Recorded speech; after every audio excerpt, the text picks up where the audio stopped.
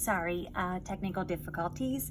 As I was saying, as the video was being watched, my students were also to recognize the different strategies that were being used, such as a area where the student that was having trouble emotionally, they had to calm down, and the tools that they were able to implement to help this student do this. And it also showed the student that got to shadow Mr. Eggsy how to be empathetic. After the video, we discussed the whole class what empathy was, and the students then wrote their meaning again, and this time they posted it on the after side of the same chart paper, and we compared their before and after of the meaning of empathy. And then we discussed situations where they either did not realize that they weren't being empathetic, or they were not aware of somebody else's feelings. They didn't take it into consideration.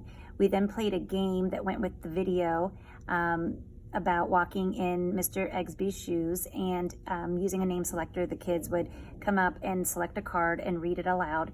If they were able to correctly answer the question, then they got to fill and color in 2 shoes, and the objective of the game was to end up, of course, at the finish line, to show all the different ways that you can show empathy towards others using different strategies.